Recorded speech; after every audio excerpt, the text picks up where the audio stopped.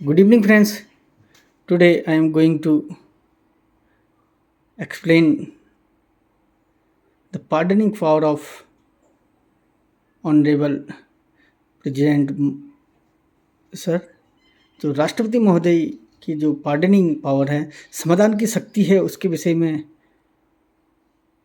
आज मैं उल्लेख करूँगा कि ये शक्ति क्या है और क्या-क्या शक्ति इसमें संबंधित है। तो फ्रेंड्स, जब किसी व्यक्ति को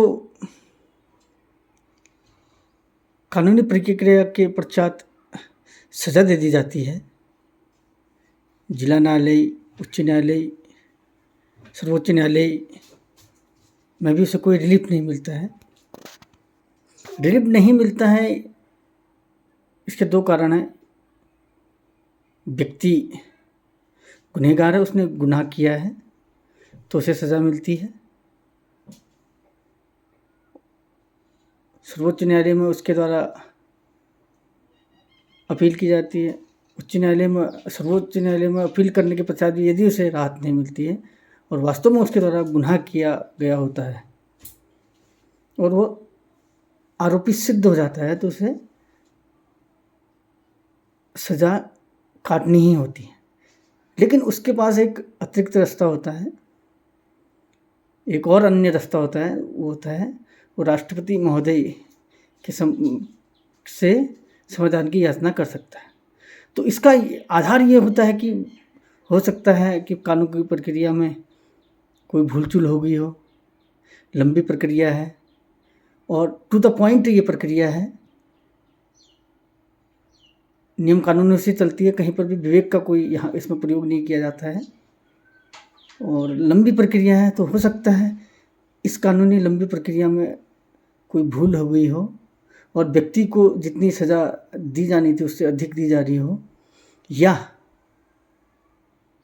व्यक्ति को दी जाने वाली सज़ा जो है उचित नहीं है। माना उसे प्राणदंड की सज़ा दी गई है या कठोर कारावास की सज़ा दी गई है, लेकिन उसके आचरण से प्रतीत हो रहा है कि उसे इससे निम्नतर सज़ा दी जाए, थोड़ा सज़ा को कम कर दिया जाए या उसे माफ़ कर दिया जाए। तो राष्ट्रपति महोदय उसे समाधान दे सकते हैं। समाधान देने के लिए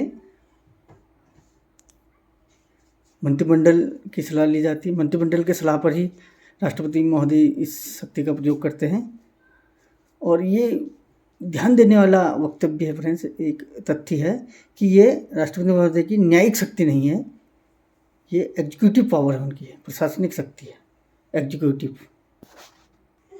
लिखित क्षमा याचना प्राप्त होने के बाद राष्ट्रपति महोदय द्वारा उसे गृह मंत्रालय को भेजा जाता है और जिस राज्य का व्यक्ति या जिस क्षेत्र से संबंधित होता है वहाँ से जांच करने के पश्चात ही इसका समाधान देना है नहीं देना है इसका निर्णय लिया जाता है। तो आज तो हमारा मुख्य उद्देश्य यही है कि ये क्या क्या पावर है उसे एक सिस्टमेटिक वे में मेमोराइज करने का मेरा उद्देश्य है, करने का, और आपको ऐसे प्रेजेंट करने की कि आप आसानी से उनकी शक्ति क्या क्या है इसको मेमोराइज कर सके। तो राष्ट्रपति महोदय का अनुच्छेद 52 में उल्लेख किया गया है। तो राष्ट्रपति महोदय से कौन सा अनुच्छेद संबंधित है फ्रेंड्स? 52।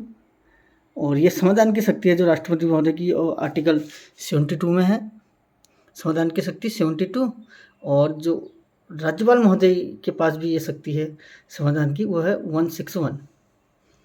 लेकिन इसमें कई भिन्नता है राज्यपाल महोदय और राष्ट्रपति महोदय की समाधान की शक्ति में।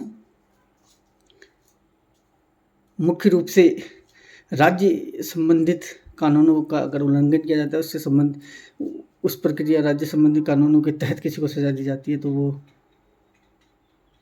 राज्यपाल महोदय से समायाचना कर सकता है।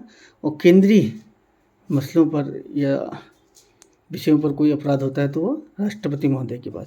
लेकिन प्राण दंड को क्षमा करने की पार्डनिंग पावर केवल राष्ट्रपति महोदय के पास है। और मार्शल लॉ, कोर्ट मार्शल अगर किसी का किया जाता है सेना द्वारा, तो उसको पार्डनिंग पावर भी केवल राष्ट्रपति महोदय के पास है। मुख्य रूप से आज मेरा यही उद्देश्य है कि राष्ट्रपति महोदय की जो शक्ति है इसको आप कैसे मेमोराइज करेंगे, क्या क्या इसमें पावर है। तो आर्टिकल है 72 और राज्यपाल महोदय का आर्टिकल है 161। एक तो तथ्य हो गया फ्रेंड्स। फ्रेंड्स PCRRR, जब भी राष्ट्रपति महोदय की शक्तियों के संबंधित तथ्य है, ये पार्डनिंग पावर से संबंधित तथ्य है, तो पार्डनिंग यानी कि समाधान, तो पी तो आएगा ही आएगा, PCRRR, और 3 R हैं इसमें फ्रेंड्स, 3 R तो याद हो जाएंगे, PCRRR। और ये PCR ऐसे याद होगा फ्रेंड्स, क्योंकि वर्तमान समय में जो कोरोना पेंडेमिक चल रहा है, इसका जो परीक्षण किया जाता है कि किसी को कोरोना संक्रमित घोषित किया जाए या न किया जाए, तो PCR टेस्ट होता है। तो PCR यहाँ से ले लेंगे हम, और इसमें 2 R और ऐड कर देंगे, तो PCRR राष्ट्रपति महोदय की पार्डनिंग पावर है।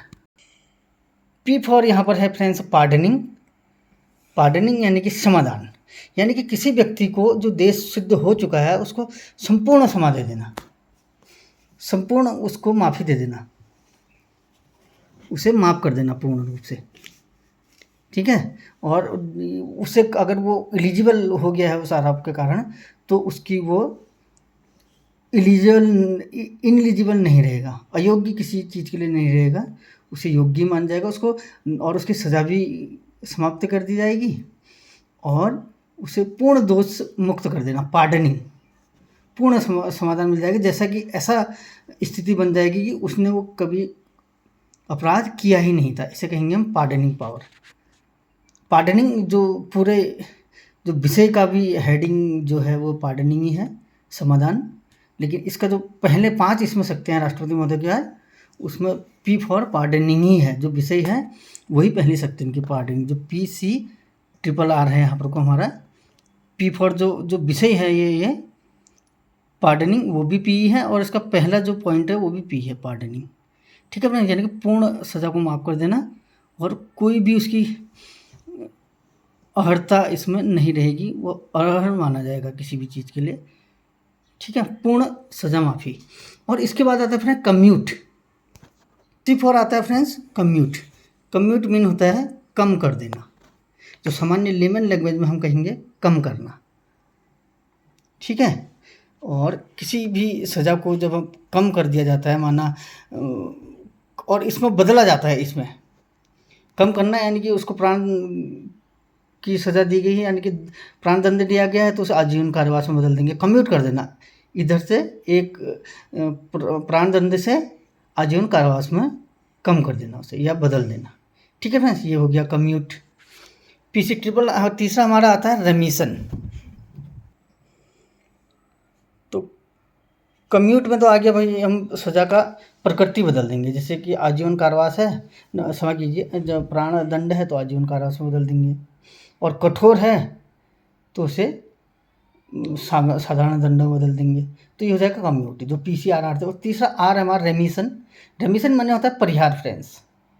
सज़ा की प्रकृति नहीं बदलेगी, अगर उसे कठोर कारावास है तो कठोर ही रहेगा, लेकिन अवधि अगर 4 साल की है तो 3 साल कम कर दी जाएगी, रेमिशन, परिहार कर दिया जाएगा, यानी कि अवधि कम कर दी जाएगी, रेमिशन, PCR। और जो अगला रेस्पाइट है,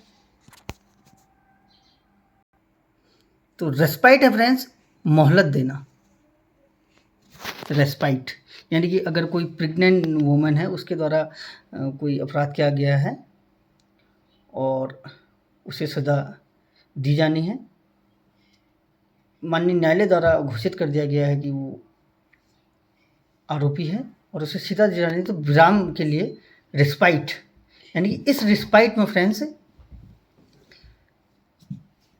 राष्ट्रपति महोदय उसे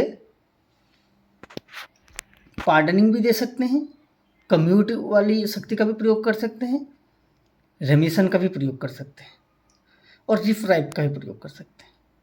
ये रिस्पाइट है, मोहलत क्यों दी जा रही है, विराम क्यों दिया जा रहा है, क्योंकि वो या तो क्या है, डिसेबल है, या प्रेग्नेंट है, या कुछ विशेष स्थिति है स्वास्थ्य संबंधी के संबंध में, ठीक है फ्रेंड्स। तो ये गया रिस्पाइट। तो अगला आता है friends R reprieve. Reprieve mean होगा दंड विराम, यानी कि किसी को प्राण दंड अगर दे दिया गया है तो ताकि वो राष्ट्रपति महोदय से समाधान याचना कर सके, तो उसे दंड विराम के लिए रिप्राइव, दंड विराम दिया जाता है, रिप्राइव। तो ये सभी राष्ट्रपति महोदय की शक्तियाँ थी संविधान संबंधी, जो अनुच्छेद 72 में वर्णित की गई हैं भारतीय संविधान के। और राज्यपाल महोदय के पास भी ये शक्तियाँ हैं, वो 161 में है। लेकिन दंड के संबंध में पार्डनिंग पूर्ण समाधान की शक्ति राज्यपाल महोदय के पास नहीं है। दंड को बिना प्राण दंड से संबंधित शक्ति राज्यपाल महोदय के पास नहीं है। और अन्य जो उसमें भी विशेषता है वो अगली वीडियो में आपको प्रेजेंट करूँगा। और आज मेरा यही उद्देश्य था कि मैं राष्ट्रपति महोदय की जो समाधान संबंधी शक्ति है उनको आपको मेमोराइज करा सकूँ, उसको स्पष्ट कर सकूँ। तो इसके लिए एक शब्द है, बहुत प्यारा सा शब्द बनाया है मैंने मेमोराइज करने के लिए, PCRRR। PCRRR से आप राष्ट्रपति महोदय की जो है समाधान की शक्ति को मेमोराइज कर सकते हैं।